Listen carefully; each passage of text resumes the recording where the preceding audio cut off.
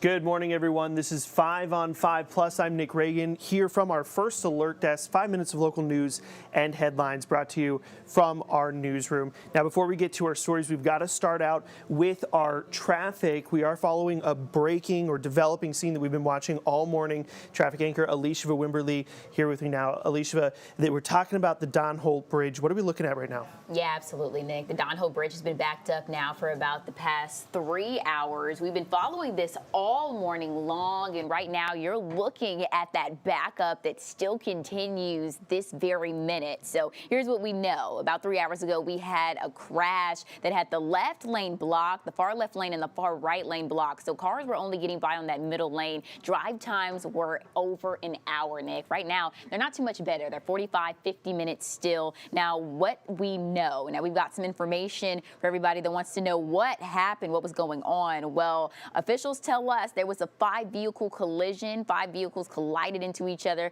that created a collision, and 8 people with minor injuries were transported by Berkeley County EMS. So that is why this crash was so hectic. These drive times now are still about 50 minutes. We're telling everybody to take I-26 westbound to try to get where they need to go. Now, good news is they've cleared all the lanes, but that backup remains, Nick. So as always, we'll keep you posted on air and online. But until we do, back to you.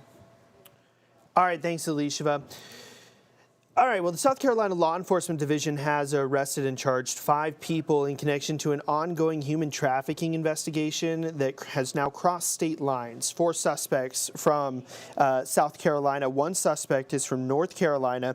Those suspects are Rebecca Perry, Antonio Nicholson, Terrell Counts, Monisha Gray, and Jared Pease.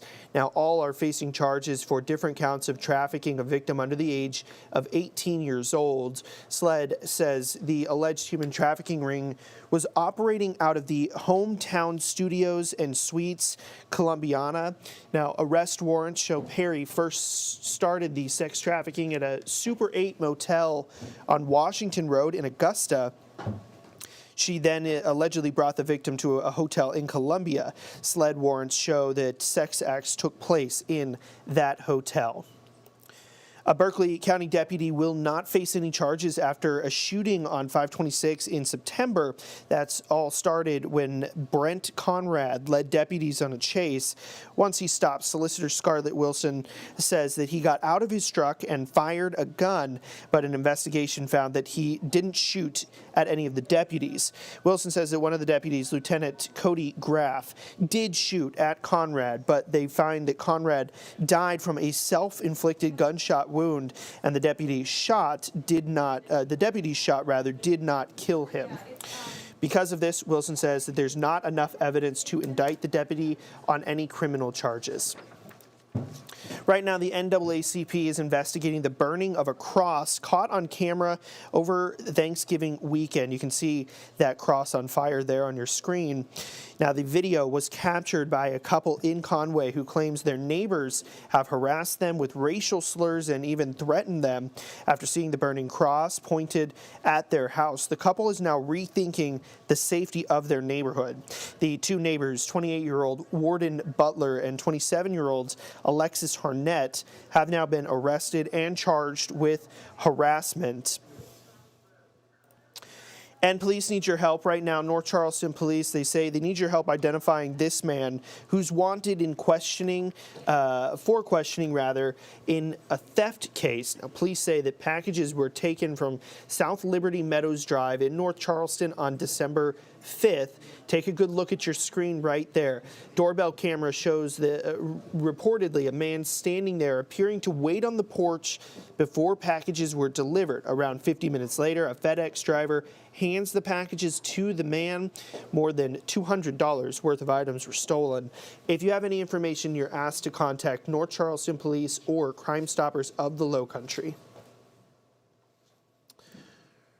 Well, it's going to be a cold one this weekend, and we are tracking a storm. Let's check in with your First Alert weather team. And good Friday morning to you. I'm meteorologist Joey Sovi. Plenty of sunshine on the way today. A chilly start out the door this morning. A comfortable afternoon. Highs today will be up into the low 60s. Enjoy the sunshine today. Clouds increase tomorrow. Perhaps a couple of spotty showers. So a Saturday to carry the umbrellas just in case. You'll definitely need it on Sunday. Very heavy rainfall. Do want to give you a first alert. We continue that first alert weather day for Sunday. That coastal storm is going to bring some heavy rain. Very gusty winds. Coastal flooding a concern on Sunday as well. And that storm quickly gets out of here Sunday night, and then chillier weather for next week. All right, thanks, Joey. Well, the CCSD school board is making some changes. People wishing to speak at the Charleston County School District meeting are now being asked to register ahead of time in person. Now, this comes after concerns around transparency and security of public comment registration. The board chair says after implementing a new security feature called reCAPTCHA, officials found instances of manipulation in the electronic registration process. As a result, that process is no longer available, being put on hold effective immediately. Anyone who wishes to have a public comment during a board meeting will be required to sign up in person ahead of that meeting. Those signups will start an hour ahead of the meeting. And check this out. Coastal Carolina University has announced Circuit Judge Clifton Newman has been named the commencement speaker for the upcoming spring ceremony in May. You may remember Newman presided over the trial of convicted murderer Alec Murdaugh. Newman is a Kingstree native, and even though he spent his early years up north, Newman returned home in South Carolina in 1982 and started a private law practice. Since then, Newman has compiled a lengthy list of achievements, including most recently handling that criminal case involving the Murdaughs. Now, Coastal Carolina University's commencement ceremony is scheduled for May 2nd at 6 p.m. at Brooks Stadium in Conway. Well, that's a look at your local headlines and weather. This has been 5 on 5 Plus. I'm Nick Reagan. Thank you again for joining us.